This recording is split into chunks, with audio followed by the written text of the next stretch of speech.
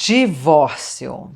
Divórcio é um assunto que constantemente pegam os pais de saia justa, porque os pais pensam que quando vão se separar, necessariamente os filhos vão sofrer.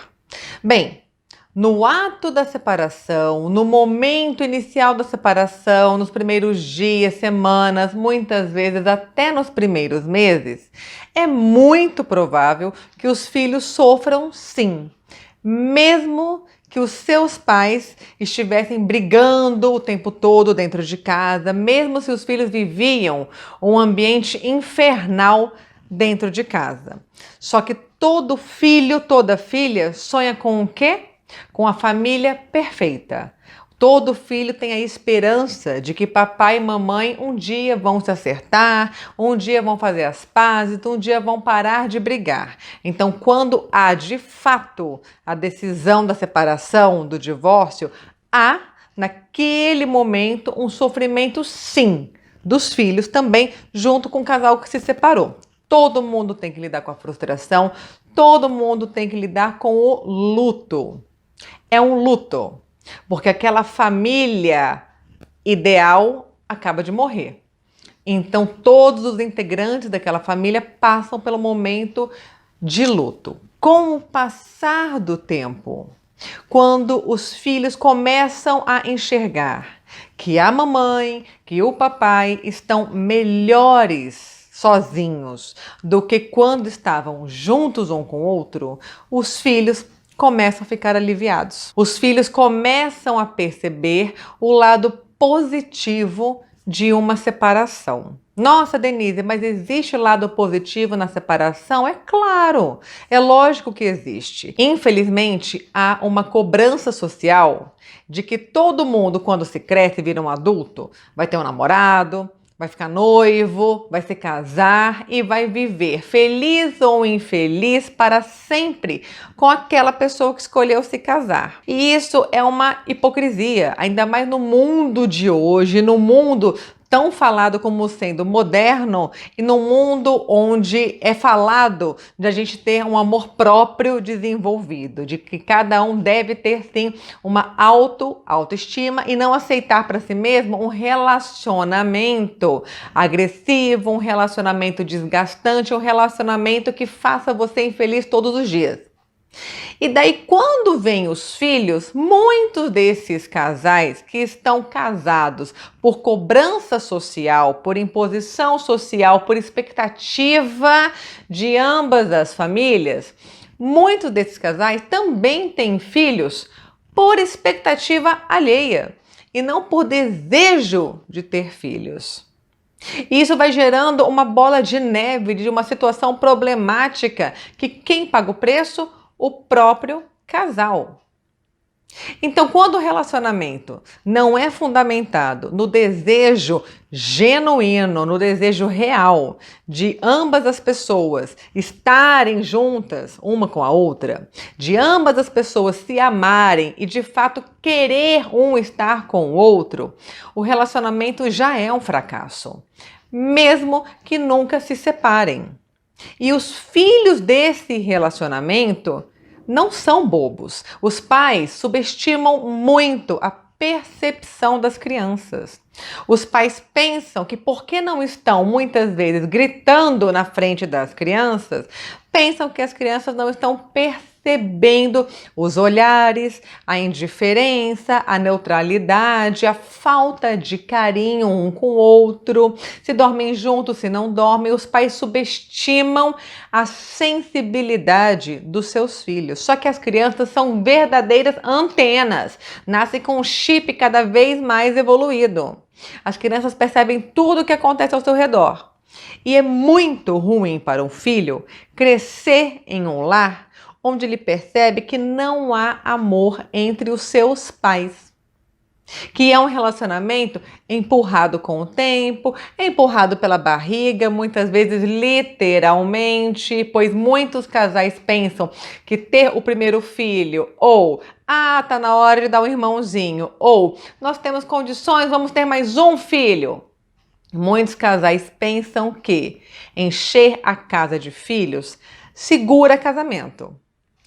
Em muitos casos, até segura, o que não quer dizer que garanta felicidade, que garanta amor e que vai trazer para o casal a situação de perdão de ambos, que muitas vezes é necessário dependendo da situação, as milhões de situações que o próprio casal já passou ao longo da vida juntos. Então o casal vai empurrando esse relacionamento morno, esse relacionamento com hipocrisia, esse relacionamento esperado para as duas famílias, esperado pela sociedade, esperado pela sua imagem profissional, esperado pela imagem que você posta nas redes sociais. Só que quem vive o relacionamento sabe se há amor ou se há rancor, por exemplo. Então, em muitos casos, a melhor decisão é sim a separação. Porque junto com a separação, os filhos podem ver que de fato vale a pena buscar a própria felicidade. E buscar a própria felicidade não quer dizer necessariamente buscar uma outra namorada, um outro namorado. Às vezes, a pessoa fica muito melhor sozinha. Muitas vezes pelo simples fato de entrar em casa e ter paz. Muitas vezes pelo simples fato de entrar em casa e não se sentir na obrigação de fazer isso, de fazer aquilo, de ter que dormir em tal lugar junto com tal pessoa. Então, o melhor exemplo que uma mãe e um pai podem dar aos seus filhos é, de fato, ser feliz de verdade. Se for possível ser feliz junto, mãe e pai, excelente. Mas se não é possível ser feliz, respirar e ter a coragem de se separar. Porque muitas vezes o ato de se separar, ao contrário do que dizem por aí nas ruas, de que a separação é desistir da felicidade, não. Muitas vezes a separação é um ato de coragem. Porque é muito mais fácil você continuar casado com aquela pessoa que você já está casado há 5 anos, há 10 anos, há 15 anos, do que você assumir para você, bater o martelo para outra pessoa, assumir perante as duas famílias, assumir socialmente, no seu ambiente de trabalho, no condomínio que você mora, que você vai agora ser uma pessoa separada. É muito mais fácil você continuar na vida, na vidinha que você já está. Porque você não tem que enfrentar questionamentos, enfrentar julgamentos, você não precisa se redescobrir. Você não precisa olhar para dentro de você. Então, em muitos casos, o ato de se separar é o maior ato de coragem que um adulto infeliz casado pode ter. O ato de se separar. Agora, cabe a mim passar uma orientação fundamental para você que está me ouvindo e que talvez esteja pensando em se separar. Como lidar com a separação perante os filhos? Não adianta você olhar para o seu filho e falar assim: olha, mamãe te ama, olha, papai te ama, não é culpa sua, não é porque você fez tal coisa tal dia, não é porque você falou aquilo bravo tal dia, não tem nada a ver com você. Não adianta. Você pode até falar isso para o filho, mas ele só não vai se sentir culpado se você de fato agir adequadamente. Por isso que assunto de adulto não deve ser discutido com o filho. Por isso que pai e mãe devem evitar ao máximo ao longo da relação, ao longo do casamento, colocar o filho contra o cônjuge. O filho contra a parceira. Porque depois, quando fazem complozinhos com a criança se sente culpada, porque ela sabe se ela ficou contra o papai em uma situação, se ela ficou contra a mamãe em uma situação, mesmo que tenha sido conveniente a ela mesma, mesmo se foi do interesse da criança. Então, aquele papo mais antigo de coisa de adulto, coisa de criança, show pra lá, vai pra lá, que isso não é coisa de criança, os casais deveriam aplicar mais.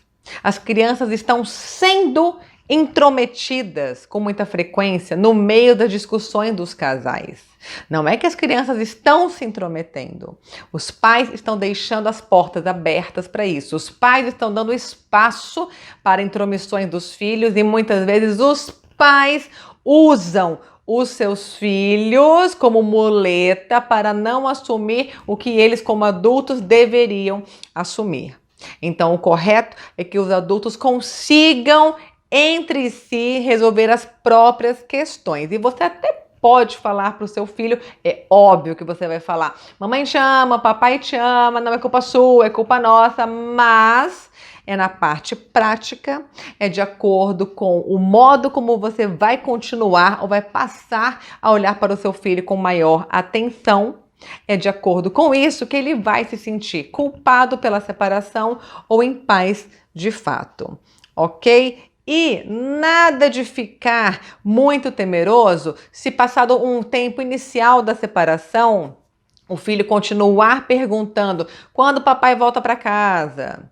Quando que o papai vem para cá? Ou o filho continuar fazendo um desenho da família, mamãe e papai de mãos dadas, por exemplo. Gente, isso é normal, porque a criança ainda tem esperança que papai e mamãe façam as pazes. Isso é normal. Somente com o tempo passando, a separação de fato perdurando, é que é possível a criança começar a internalizar a aceitação, o sentimento de aceitação da separação. Ela sai do luto, ela sai da negação e ela começa a internalizar a aceitação. Ok? Vamos parar para pensar e, de fato, fazer de tudo para a gente viver feliz para sempre, com um parceiro ou sem o parceiro. Agora, junto com o divórcio, imediatamente colado, vem, infelizmente, o constante mau comportamento dos pais, principalmente do que não queria a separação, porque na maioria das situações, uma pessoa quer a separação, não as duas. É muito raro uma situação em que os dois de fato queiram se separar. E daí existe algo criminoso, algo que pela nossa lei é considerado crime, que se chama alienação parental. O que é, resumidamente, a alienação parental? É quando um dos pais faz uma tortura, um tormento, um terrorismo na cabeça do filho em relação à mãe ou em relação ao pai. Coitada da criança que escuta de ambos um falar mal do outro. Coitada dessa criança. Se você tem raiva do seu companheiro, aliás, do seu ex-companheiro, se a pensão não está de acordo com o que você quer ou se a pessoa está sendo desonesta em relação à pensão, se alguém traiu, se alguém já está num novo relacionamento, mesmo se for muito rápido, nada justifica a alienação parental. Nada justifica que um pai e ou uma mãe faça um inferno psicológico na cabeça do filho. Mesmo, vejam bem, mesmo se a outra pessoa, o adulto em questão, até merece, vamos dizer assim. Mesmo se ele até merece que o filho fique com raiva dele, mesmo se ele assim pisou muito na bola, mesmo se a mãe também, porque também há muitas mães que pisam muito na bola, mesmo se até merece, nada justifica ficar falando mal sobre o pai, mal sobre a mãe na cabeça da criança. O que acontece com essa criança? A criança não sabe, inconscientemente, não é conscientemente, a criança não sabe inconscientemente se ela pode continuar amando o papai, se ela pode continuar amando a mamãe, se tudo bem gostar do novo namorado da mamãe, se tudo bem gostar da nova namorada do papai, se tudo bem gostar do nenê que a mamãe vai ter com o tio fulano, ou da nenê que a tia fulana vai ter junto com o papai. A criança fica confusa, porque uma das partes não dá autorização para ela amar, para ela gostar do novo relacionamento da mãe e ou do pai e dos novos frutos, novos filhos que estão vindo em muitos casos por aí. A criança fica totalmente desestruturada e muitas vezes, quando a criança precisa relatar alguma coisa para a mãe, vamos dizer sobre a situação mais comum que eu vivo aqui na clínica. A criança passa o final de semana no pai, algo inadequado acontece, mesmo se for bem pequenininho, mas algo inadequado acontece, a criança gostaria de contar para a mãe aquilo que aconteceu. Só que a criança já sabe que a mãe vai potencializar. A criança já sabe que a mãe vai fazer um auê no trio elétrico da Bahia e daí a criança fica com medo e não conta. Até porque a criança não quer que o pai pense: poxa, passou o final de semana comigo e foi lá falar mal de mim pra mãe. Foi só uma piada sem graça, foi só uma bronca que eu dei, foi só um castigozinho que eu tive que dar, não teve jeito. E ela fala tudo isso pra mãe. Poxa, a coisa não é bem assim. Então, a alienação parental só tem situações negativas para acrescentar na vida do filho. Mais uma vez, eu repito, o ideal é que os adultos resolvam suas pendências, suas confusões, como eu costumo dizer, sua meleca, mesmo se for uma meleca do tamanho do esgoto, mas sua meleca entre vocês adultos, que a criança não seja colocada no meio da meleca, porque ela não tem poder, não tem condição, não tem poder e não tem a obrigação de limpar sujeira de adulto. O que acontece com a criança? Ela se afunda mergulhada na sujeira do adulto. Então, alienação parental, não, jamais.